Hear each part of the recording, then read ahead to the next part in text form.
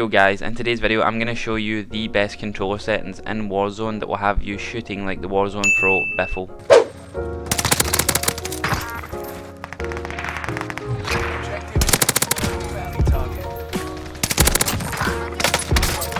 So firstly we're going to start with the button layout. This doesn't matter too much, it is entirely preference. Whatever feels comfortable to you, that is what you should use. Me personally, I use default. I use a regular PS4 controller with two paddles on the back, one for sliding, one for jumping. To me, default is the most comfortable and that's why I use it. We want to get onto the dead zone. A lot of people ask me what is the best dead zone, and there's no simple answer because it is entirely dependent on your own controller. So for me, 0.07 is what works for my controller, but again it's going to be different for your controller, and there's a way to test this. So you're going to want to go into a game and you're going to set your sensitivity to insane, which is 2020, the highest, and then you want to set your dead zone to 0.00, and you see the crosshairs in the middle of the screen.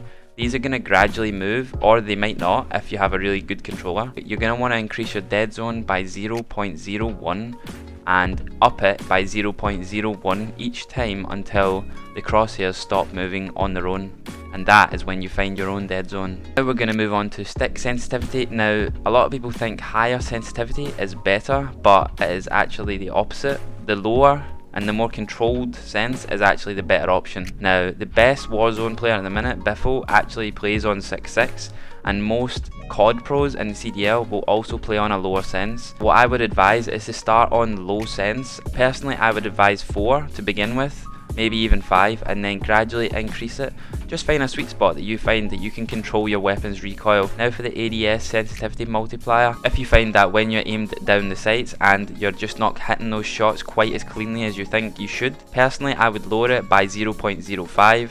If you still feel like it's a little bit too fast while ADSing, again lower it by 0.05. Personally I found 0.85 is perfect for me, and that is what I've lowered mine to. Custom sensitivity per zoom, personally I have this off. I feel like it definitely doesn't benefit your shot at all. You have different sensitivities for each scope in the game. It just doesn't make a lot of sense, to be honest. Aim response curve type, now this is entirely personal preference, but again the most of the top Warzone players and pros in the CDL will play on dynamic, and this is because it makes your close range shots a lot more snappier, and at longer range it actually slows the aim down to make you more accurate. Now if you look at my thumbstick here, the standard curve response type actually starts off very slow, and then as you get to the outer edges it speeds up drastically, whereas dynamic does the opposite, so it makes you definitely a lot more accurate at longer ranges. Controller vibration, I play with this off, again personal preference. I know a lot of good players that play with it enabled. For me it feels a bit too distracting, so I disable it. Aim assist, you definitely want to play on standard. This is going to give you the most and strongest aim assist within the game. Scale aim assist with FOV. Now this is an option for PC players.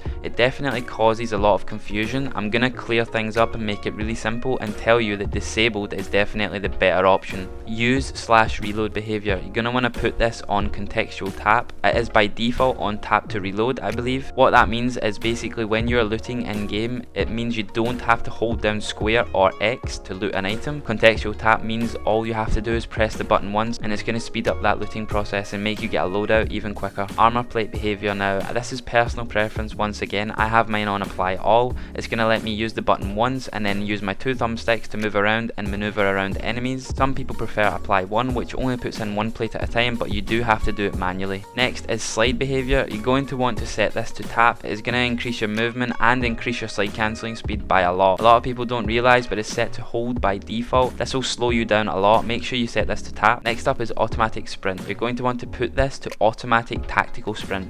This was banned within pro play in 2019 for it being too broken. It is basically a cheat code within Warzone. What this means is when you press up on your left thumbstick, it's going to send you into an automatic tac sprint. You don't have to double click the stick in to get into a tac sprint. That is the end of the controller settings video today, guys. If you use these settings, it will improve your Warzone performance. Please leave a like and subscribe to the channel. It will help me massively. I'm going to be posting every 3 days helpful videos to help improve you guys at Warzone, and I'll see you guys in the next video.